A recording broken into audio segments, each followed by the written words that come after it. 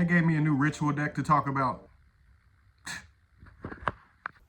That's right, guys. We got ritual support, form of an old monster called Skull Guardian. Just in case you don't remember, we'll pull it up for you really quick. I really remember it was all the way at the start of the game. The set, oh my goodness. Just know that this card is older than a lot of people that play the game. Bottom line, though, this support is really interesting. This is like the new version of it. I feel like the art could have been a little bit cooler. It's a light warrior, and could have been some skulls or something. That would have been cool, kind of like Skullmeister or something. But anyways, this stuff is really strong. I do not, to start off with, think it'll mix with Drytron well at all. It can mix with incantations. I really think the most interesting cross that you could possibly play is Odd Eyes Pendulum Graph Dragon, simply because when it leaves the scale and does a whole lot of stuff, you basically get Vortex Dragon on the field as an interrupt.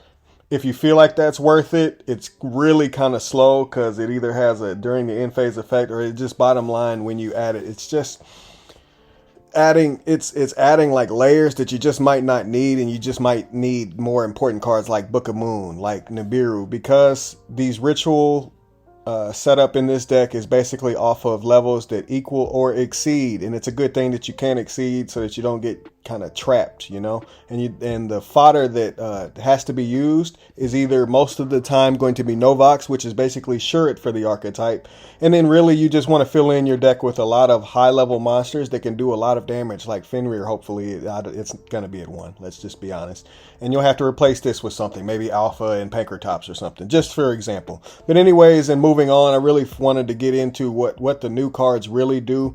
You really have Novox again, which is basically Shuret, and really is another body on the field, and also is a fairy, so you can mix Orange Light into this deck maybe, but there's not enough fairies for all that. And you kind of barely need Benton, which is really strange, but you definitely, I feel you should play Benton. Don't listen to that. But I definitely have seen some lists already sent to me where they're not playing Benton, and I'm like, wow, what are they doing?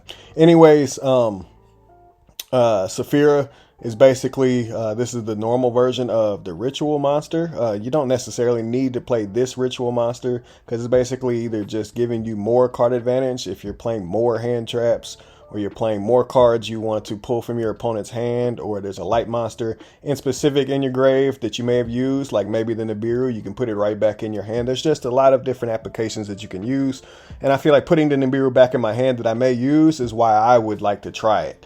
I definitely feel like this is a deck where you'd want to take Ash Blossom out of your deck and try other stuff, but as the metagame calls for it and other decks come up, you know, again, a lot of things are going to change between now and when this deck comes out in the winter. I definitely feel like this is a really powerful deck. As far as the other monsters, though, the Shuret of the deck, basically, and the special summon to basically give you a Linkaribo or an Anima to break the opponent's board with. Saphira, obviously, pitching it from the hand, and then sending a ritual spell from your deck to the grave, and then basically adding either the dragon ritual monster or the light warrior monster, which is this one, which is absolutely ridiculous. You guys all know about Saravis, which is going to be your dragon ritual target most of the time. But definitely you guys got to know about this card, because basically when the young lady is on the field, this guy literally is an Omni Negate and kind of floats, really. As far as the other cards I wanted to talk about, you basically have the actual version of Saravis, the human form, I guess is what we would quote unquote call it. And it's really easy to put on the field because you just shuffle 2 spells, which you will have, back into your deck. As far as rounding out that, we'll just get into the combos because that's enough talking. I definitely wanted to show off what happens with Novox. Novox basically is the Shuret of the deck again, but it also gives you the ability to put a continuous spell and or trap with their names in it, obviously. And this one basically allows you, while you control Novox, to put a Saphira, the Wise, Silencer, Forcer, Queen into your hand. This is almost your target every single time. But also, while you have Novox on the field or a light ritual monster, your opponent can't target stuff, so you're kind of invulnerable. I like it a lot. When you're invulnerable to stuff like that, that's really important to being quote unquote meta. So if you were calling or trying to see, man, would this be meta? I really like stuff like that. But again, there is pitching the Saphira. That's basically what the Saphira does. Dump the ritual spell. Add a target from your hand. Obviously, again, this is the new Skull Guardian. And then basically from there, You're using this by banishing it from the graveyard with its effect. It's a ritual spell in the graveyard. Very, very, very strong because it has 2 applications and you really don't have to worry about just pitching a card and not really getting anything off of it. You're getting a +1. Now it's really gonna feel like a +2, but it's really a +1. It's just really, really strong. As far as the ritual monster though, you get to chain block with the Novox in the grave because it special summons itself back, which I feel like is really ridiculous. And basically the ritual gets to add the Ceravis, which is a hand trap, because you're going to, again, after you link off with Link Karibo, you're going to banish a spell, or I mean, not banish, but put back to your deck and shuffle to special summon out the human form of Ceravis, which is another interrupt when it goes to your opponent's turn. And it states when your opponent activates a card or effect, as a quick effect, you can return them to your hand and then special summon literally either this guy or Ceravis. And Ceravis obviously is a negate for inherent summons, I guess. So you basically bounce this back to the hand. It's a hand trap, literally, that you get to search.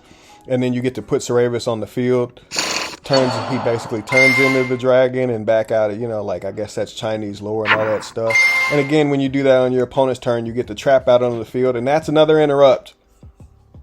This deck is pretty good, guys. I'm not gonna lie. This is Megalith-ish. It's in that Megalith tree of decks that can ritual summon on your opponent's turn and mess them up. But this one is its own thing, and I really, really like it. Like, I really, really like it. You don't need urgent ritual art, which is a really good thing, because that would really hurt my feelings. As far as pre-prep and Novox, I wanted to show what happens when you have pre-prep in your hand. That's a really easy thing to understand. You start off with Novox, normal summoning, then put in continuous spell into the spell and trap zone, and then add into Saphira. I feel like that's the line of play almost every single time. Then pitching it to the grave to dump the ritual spell, and then add the ritual monster. And this ritual spell, again, is really, really ridiculous, guys. Banishing it to be able to special. I mean, there's so much to float. There's so much card advantage in this deck. And if you want to play Saphira, there's more card advantage in this deck. I really think this deck is going to be like Necros-ish with how smooth it is. Like how consistent it can consistently do the same thing. Like consistently put this guy on the board. I really like it. And then being able to continue on into another interrupt, I really like it. It's kind of mid-range-ish, but it's also aggro-ish, and it's like it can kind of negate. It's just a nice deck. I really like the idea, and it's going back with the lore. But again, the same kind of setup, guys. You're putting the ritual monster out on the field, using the Novox to do basically Shurit's job in Necros. You're adding the pre-prep. With pre-prep, you're adding the ritual spell or any of the targets, which is really, really ridiculous. Really, really ridiculous. Really, really ridiculous. And I made sure I asked judges to make sure that I was correct on that. It can add any of the monsters that they're talking about that continue with the lore. And again, guys, if you need to look at it, it's on YGO Organization. But again, that's just really, really, really strong to be able to add any of the targets of the old targets. I really, really like that. But again, the interrupt board is basically the same, just floating into more nonsense. And then from here, kind of rounding out how you would continue on with the play, it's the same kind of setup. You have a Ceravis already on the field, you special summon out the human Ceravis, and you put another Ceravis on the field on their turn, special summon, put this back out onto the field, and put another trap out on the field, and interrupt them again. Basically, the trap is Salomon Great Rage. This last combo I wanted to show, even if you don't open any of them, you can still do something. I feel like Fenrir is going to get hit, so you can maybe, disregard Fenrir just in case it's not fair, or it has to be Painter Tops or something. Or you just all in all come up with a better card than Fenrir, because it's going to get hit to 1, like 100%. But anyways, guys, if you open up any kind of power card like this, you really get to the point very quickly. And again, being able to add any of the targets is just really stupid. But in this case, you want to add this guy because he gets you more cards. As for that, you use the ritual spell to then tribute out something that equal or exceeds the level of the monster, the ritual monster, Skull Guardian, that you're going to summon out on the field. I feel like you should put him in attack, because when you use this deck, man, This deck is really strong. It has invulnerability to getting targeted, basically, and being able to basically put itself up to 4,100, double 2050, 4,100. Gains 2050 when the chick is on the field. I mean, that's really, really strong. It's not quite there yet because it's like you have to get there, and that's where I feel like if you open pre-prep, you're just still opening the same combo, and that's really important to explain, which is why I wanted to explain it in detail. Getting to this point is the most important point, so I feel like the entire deck should just work towards that. Really feel like you should put it in an attack. Link off into Link Karibo. I feel like that's probably the weakest board you can come up with. I'm obviously thinking if you have a lot of extenders, you can make stuff like IP Masquerena instead, which is what I put in my deck list of what I would prefer. But just having interrupts, even, you know, remembering what that hand was, just pre-prep, you know, that's not horrible. And that's just like the first, like, thinking with the deck. There's going to be a lot more than that. So in showing off the list one more time, it's just really, really simple. Ignore this Sky Striker list. I definitely wanted to get back to Silenforc. But, actually, the Sky Striker list is gas. But this deck is really, really good, guys. I'm going to say it's probably equal to Megalith already. And I feel like the more people get to spend time with it, the more you're going to break it. But I feel like stuff like Book of Moon, being able to push through on effects, I've just fall in love with Book of Moon again, all over again. It's just a historic card. It's been out for a long time. It's just a really good card still. And it's going to be important going forwards as well, in my opinion.